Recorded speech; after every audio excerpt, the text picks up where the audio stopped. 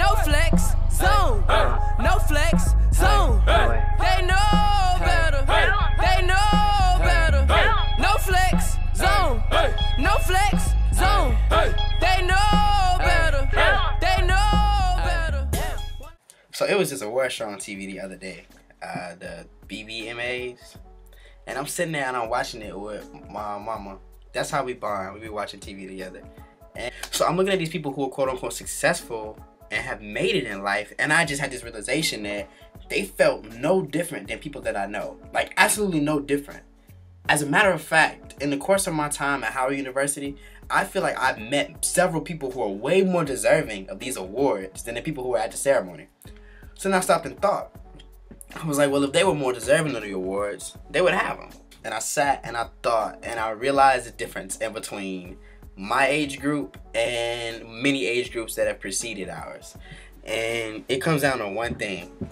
We have this fantastic ability of being in our own way. There are things in life that you want right now. You want a 4.0. You probably want to be more financially stable. You probably want to work out more. You probably want to eat healthier. You probably want to dress better.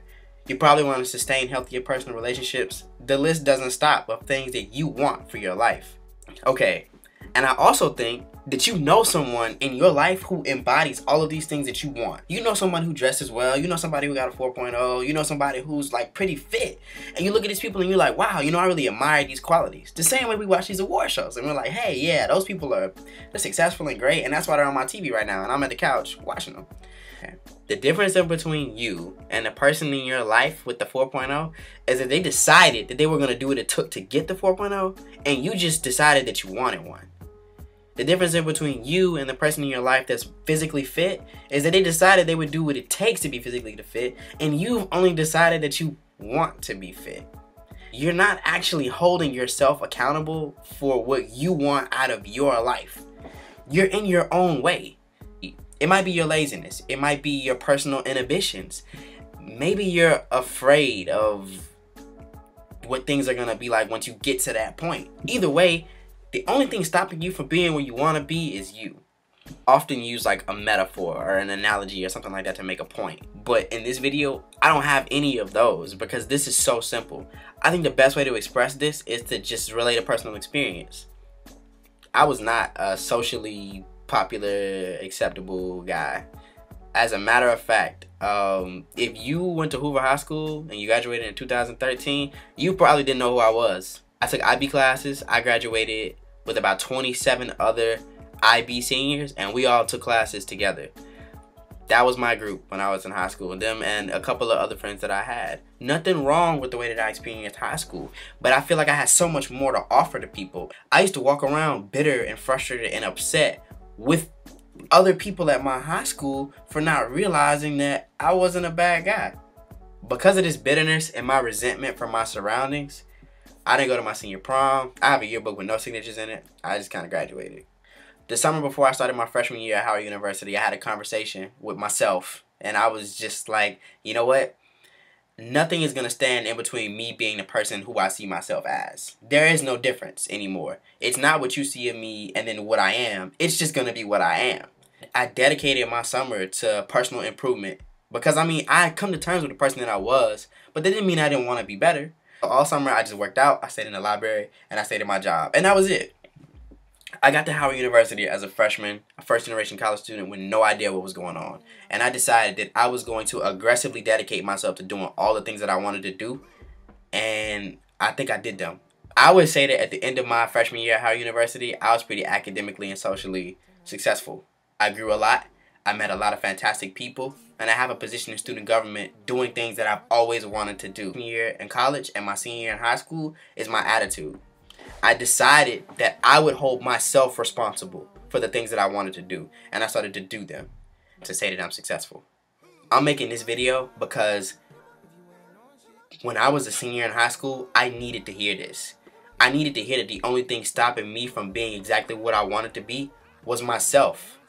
I was in my own way. I was stopping me from being the Khalil that I envisioned, and that's a shame. Next time you have a personal issue, and you don't blame your circumstances. Don't blame people in your life. Don't blame anything but you. I have a great friend of mine who I met at Howard University. And he said to me before, he said, you know, when you get angry, instead of looking at the thing that made you angry and focusing your anger on that, look at yourself and ask, what about you allowed you to become angry at the situation? What is it that you have going on that triggered the anger? Don't look at the situation, because the situation was going to happen regardless. Look at yourself and go, wow, this about me allowed me to get angry with this situation. That simple shift in mentality can be applied to everything that you do. Anytime you find yourself getting out of a relationship that didn't go well, don't ask yourself, what did they do? Ask yourself, what did I do? And then what could I do to grow, to become better, to make things the way I want them to go? Because at the end of the day, you are the only person that you know you have.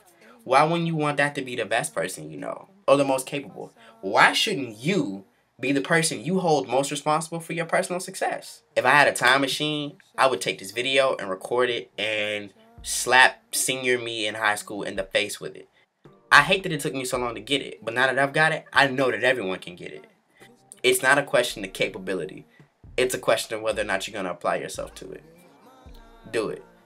You got a summer, make it count. I got to take a step back and give like special shout out, a lot of love to my Twitter fam, because like by people posting the last video I had and taking the link and circulating it, sharing it in group me's, things like that, I was able to get over 1,400 views on my last video.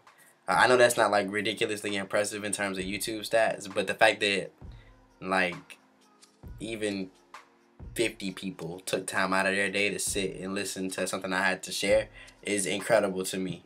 That gives me motivation to do this and a whole lot more for my community, for myself, for my university. Word to Howard. I also gotta give huge love to my Twitter fam, Sadiq Taj. His Twitter name and his website are in the video description.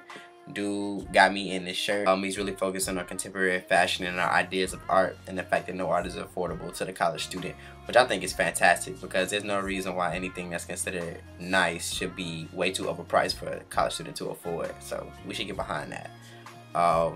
He also got me this lighter, which will be used exclusively for lighting candles, because that's all you can do with the lighter. But yeah, feedback, hit me up on Twitter, Instagram, all that information is in the description. That keeps me going. Thank you for watching.